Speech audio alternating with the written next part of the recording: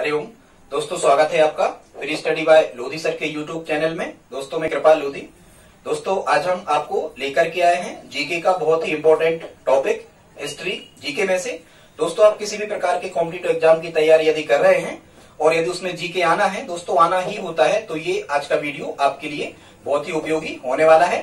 दोस्तों यदि आप हमारे चैनल पर पहली बार विजिट कर रहे हैं तो प्लीज हमारे चैनल को सब्सक्राइब कर लें, साथ में बेल आइकन पर प्रेस कर दें ताकि सबसे पहले नोटिफिकेशन आपको मिलता रहे। तो आइए दोस्तों प्रारंभ करते हैं आज का टॉपिक इंडियन हिस्ट्री में से।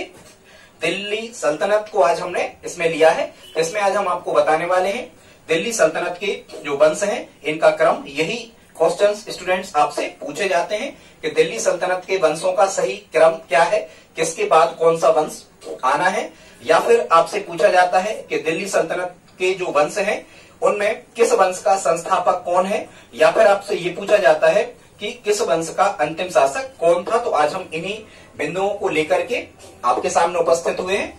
आइए प्रारंभ करते हैं दिल्ली सल्तनत के राजवंश क्रम से। स्टूडेंट सबसे पहले तो आपको ये जानना जरूरी है कि जो दिल्ली सल्तनत की स्थापना होना है ये होना है कुतुबुद्दीन ऐबक द्वारा। और स्टूडेंट्स ये जो कुतुबुद्दीन ऐबक है ये मोहम्मद गौरी का गुलाम है। जब मोहम्मद गौरी यहाँ भारत से तराइन के युद्ध में जीत करके और वापस अफगान साइड अपने क्षेत्र तरफ गया था तो यहाँ अपना एक गुलाम कुतुबुद्दीन ऐबक को यहाँ पर छोड़ गया था, जो पहले मोहम्मद गौरी के नाम से यहाँ भारत में दिल्ली पर हुकूमत या शासन करता रहा। लेकिन जैसे ही 1206 में मोहम्मद गौरी की मृत्यु हो जाती है तो यहाँ कुतुबुद्दीन ऐबक गुलाम वंश के नाम से अपनी स्वतंत्र सत्ता स्थापित करता है। कहाँ? दिल्ली में। और ये स्थापित करता है 1206 में। अब यदि कभी आपसे पूछा जाए कि गुलाम वंश की स्थापना कब हुई थी तो ये हुई थी सन 1206 ईस्वी में। और स्टूडेंट्स ये कब तक चलना है? ये चलना है 1526 तक। 1526 में जैसा कि आपको पता होगा कि पानीपत की लड़ाई में 1526 में बाबर जो है वो दिल्ली वंश के अंतिम शासक जो रहता है लोधी वंश का, इब्राहिम लोधी, इसको हरा करके और मुगल वंश की स्थापना कर देता है और दिल्ली सल्तनत समाप्त हो जाती है, क्योंकि मुगल वंश धीरे धीरे पूरे भारत में अपनी सत्ता स्थापित करने में सफल रहता है। तो स्टूडेंट्स सबसे पहले हम देख लेते हैं, एक ट्रिक के माध्यम से हम आपको बता रहे हैं। पहले हम देख लेते हैं क्या क्रम, किन वंशों का क्रम क्या रहा, किस वंश के बाद में क्या आया। तो स्टूडेंट्स यहाँ से हमने एक ट्रिक को लिया है।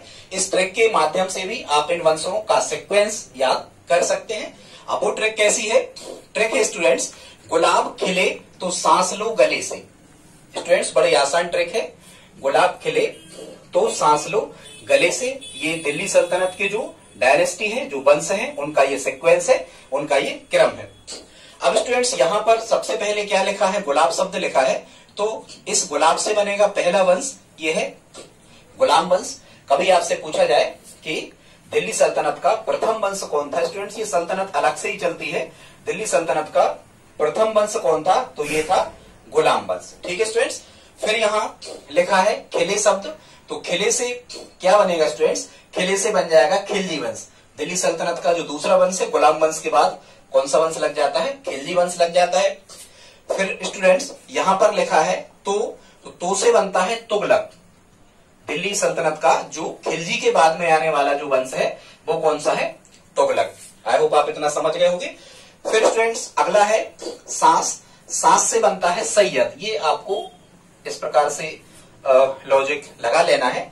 सांस से क्या बनता है स्टूडेंट्स? सैयद वंश, जो तुगलक वंश के बाद आता है। ठीक है। इनमें असल में इनमें होता क्या है, कई शासक तो इसमें ऐसे रहे हैं जो एक दूसरे शासकों की हत्या करके शासक बने, लेकिन सैयद वंश से एक शासक ऐसा रहा, अभी हम आपको आगे बताएंगे, जो स्वतः ही शासन को छोड़ करके और दूसरों के हाथ में शासन को दे करके और कहीं और चला जाता है। फिर स्टूडेंट्स यहाँ पर लिखा है लो, तो लो से बनता है लोधी वंश। लोधी वंश आता है सैयद वंश के बाद में। फिर स्टूडेंट्स यहाँ पर लिखा है क्या? गले। तो गले या गल भी आप कह सकते हो। तो यहां से स्टूडेंट्स बन जाएगा, आपको ध्यान रखने के लिए, क्या? मुगल। ठीक है स्टूडेंट्स। तो दिल्ली वंश का, लेकिन यदि कभी आपसे अंतिम यदि शासक पूछा जाए स्टूडेंट्स तो वो है इब्राहिम लोधी, अभी हम आपको बताने वाले हैं। और अंतिम वंश दिल्ली सल्तनत का पूछा जाए तो वो है लोधी वंश। ठीक है स्टूडेंट्स, क्योंकि लोधी वंश के बाद से ही क्या जाना है? मुगल वंश दिल्ली सल्तनत में। अब हम देखते हैं स्टूडेंट्स ये हो गया उनके वंशों का सीक्वेंस, मतलब वंशों का क्रम। अब स्टूडेंट्स हमारी जो अगली ट्रिक है वो है इनकी संस्थापकों की। कभी कभी आपसे पूछा जाता है कि किस वंश का संस्थापक कौन था, तो इसकी भी हमने एक ट्रिक तैयार की है, इसको हम देख लेते हैं स्टूडेंट्स। तो वो ट्रिक क्या है संस्थापकों की? वो ट्रिक है स्टूडेंट्स, कुत्ता जल गया या खिजाब से भर गया, कुछ भी ऐसा याद कर लेना, ठीक है। या बड़ा शब्द लिख लेना यहाँ पर, या बर गया शब्द लिख लेना, कुछ भी, कुत्ता जल गया या खिजाब से भर गया, ऐसा भी आप इसको लिख सकते हैं। इसमें ये जो हमने ट्रिक बनाई है ये कौन सी उनकी संस्थापकों की है। तो पहला देख लेते हैं हम स्टूडेंट्स, जो ये शब्द लिखा है कुत्ता, इससे बनता है कुतुबुद्दीन ऐबक। क्या बनता है? कुतुबुद्दीन ऐबक, ठीक है स्टूडेंट्स। और जो ऐबक टाइप के होते हैं, एबी टाइप के होते हैं, वे दूसरे लोगों को गुलाम बना भी लेते हैं या दूसरों के गुलाम बन जाते हैं, ऐसे भी आप याद रख सकते हो। तो इसका मतलब क्या होगा कि गुलाम वंश का संस्थापक कौन था स्टूडेंट्स? कुतुबुद्दीन ऐबक। फिर यहाँ अगला है यहाँ जल शब्द, तो जल से बनेगा स्टूडेंट्स जलालुद्दीन खिलजी। और जो जलालुद्दीन खिलजी है जैसा कि इसके नाम से स्पष्ट है, यदि आप इसका पूरा नाम मेमोराइज करते हो जलालुद्दीन खिलजी, तो फिर आपको ये याद करने में आसानी होगी कि जलालुद्दीन खिलजी खिलजी वंश का ही संस्थापक होगा, ठीक है, ऐसा है। फिर स्टूडेंट्स यहाँ पर है गया, तो जो गया शब्द लिखा हुआ है गया से बनेगा गयासुद्दीन तुगलक। जब आप तुगलक का इसका पूरा नाम याद करते हो तो गयासुद्दीन तुगलक। स्टूडेंट्स यहाँ तुगलक और भी हुए हैं, लेकिन आपको ध्यान रखना है गयासुद्दीन तुगलक जो है ये तुगलक वंश का संस्थापक है। आगे हम देखते हैं, यहाँ फिर ट्रिक में अगला शब्द आता है खिजाब, तो इस खिजाब से स्टूडेंट्स बनेगा खिज्र खां। और जो खिज्र खां है ये संस्थापक है किसका? सैयद वंश का। यहाँ इस ट्रिक में आपको ध्यान क्या रखना है स्टूडेंट्स, पहले आपको ये ट्रिक याद करना है कौन सी? गुलाब खिले वाली। फिर बिल्कुल उसी के अकॉर्डिंग उसी सीक्वेंस में आपको एक कुत्ता जल गया या खिजाब बहने से भर गया ये आपको याद करना है, तभी आप इन शब्दों के जो हमने कोड भाषा कोड करके लिखा हुआ है आप इसको समझ पाएंगे, ठीक है। तो आगे बढ़ते हैं। खिज्र खां था सैयद वंश का संस्थापक। फिर स्टूडेंट्स यहाँ पर लिखा है बहने, तो बहने से बनेगा बहलोल लोदी। क्या बनेगा? बहलोल लोदी।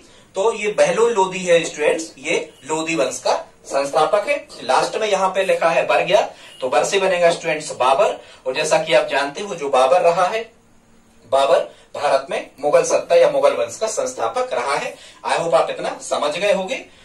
स्टूडेंट्स अगली ट्रैक में हम देख लेते हैं, जिसमें हमने आपको बताने का प्रयास किया है इनके अंतिम शासक। ये भी आपसे पूछा जाता है कि किस वंश का अंतिम शासक कौन है, इसको भी हमने एक ट्रिक द्वारा बताने का प्रयास किया है। दोस्तों यदि वीडियो आपको पसंद आ रहा हो तो प्लीज इसे लाइक कर दें। इसी प्रकार के छोटे छोटे वीडियोस हम आपके लिए लाते रहते हैं जो बहुत ही इंपॉर्टेंट होते हैं। आप हमारी प्लेलिस्ट में जाकर के maths, reasoning, GK, science, Hindi, शिक्षक भर्ती परीक्षा से रिलेटिव वीडियो भी देख सकते हैं। हम पहले से उनको अपलोड कर चुके हैं, ठीक है स्टूडेंट्स। तो आप लाइक तो कर ही दें। आगे बढ़ते हैं अंतिम शासकों की तरफ, ठीक है। इसी सीक्वेंस में आपको अंतिम शासकों की भी ट्रिक याद कर लेना है, और वो ट्रिक क्या है देखते हैं। ट्रिक है शंभु खुशना। कोई मित्र है कह रहा है शंभु खुशना आहम बहादुर बन गए, इतना स्टूडेंट्स याद करना है। शंभु खुशना आहम बहादुर बन गए, ये ट्रिक आपको याद करना है। यदि ये ट्रिक आप याद कर लेते हो स्टूडेंट्स तो ये ट्रिक काय की है? जो अंतिम शासक है, ठीक है, ये उसकी है। तो हम देख लेते हैं। सबसे पहले यहां पर लिखा है स्टूडेंट शंभु। शंभु से अर्थ निकलता है शमसुद्दीन कैमूर। क्या निकलता है? शमसुद्दीन कैमूर। तो ये शमसुद्दीन जो कैमूर था ये उसी क्रम में हमें चलना है। सबसे पहले क्या लिखा था यहाँ? गुलाब। तो जो शमसुद्दीन कैमूर है ये गुलाम वंश का क्या है? अंतिम शासक है, ठीक है। वैसे अंतिम शासक रहता है तो शमशान जाता है, शमसुद्दीन अंतिम व्यक्ति शमशान जाता है। तो गुलाम वंश का अंतिम शासक कौन है? शमसुद्दीन कैमूर, ठीक है स्टूडेंट्स। आगे हम देखते हैं। फिर यहाँ पर क्या लिखा है? खुश शब्द। तो खुश से क्या बनता है? खुसरो खां। क्या बनता है स्टूडेंट्स? खुश से बनता है खुसरो खां। और जो खुसरो खां है ये किस वंश का संस्थापक है? यहाँ खिले लिखा हुआ है तो सॉरी संस्थापक नहीं, जो खुसरो खां है ये अंतिम शासक है किसका? खिलजी वंश का, ठीक है। आई होप आप इतना समझ गए होंगे। तो फिर यहाँ स्टूडेंट्स लिखा है ना से बनेगा नसरुद्दीन मोहम्मद शाह। क्या बनेगा? नसरुद्दीन मोहम्मद शाह। और इसका पूरा नाम था नसीरुद्दीन मोहम्मद शाह तुगलक। और जब भी आप पूरा नाम बोलोगे नसरुद्दीन मोहम्मद शाह तुगलक तो आप समझ जाओगे कि ये तुगलक वंश का अंतिम शासक रहा होगा। फिर स्टूडेंट्स देखो यहाँ और वैसे ही तुगलक ही आ रहा है, तो उसे तीसरे नंबर पे। फिर स्टूडेंट्स हम अगला देखते हैं, तो यहां पर लिखा हुआ है आ, तो आ से बनेगा अलाउद्दीन शाह आलम। आप 3-4 बार बोलोगे अलाउद्दीन शाह आलम, अलाउद्दीन शाह आलम। तो स्टूडेंट्स ये जो अलाउद्दीन शाह आलम है ये सैयद वंश का अंतिम शासक होता है। ठीक है, अलाउद्दीन शाह आलम सैयद वंश का अंतिम शासक होता है।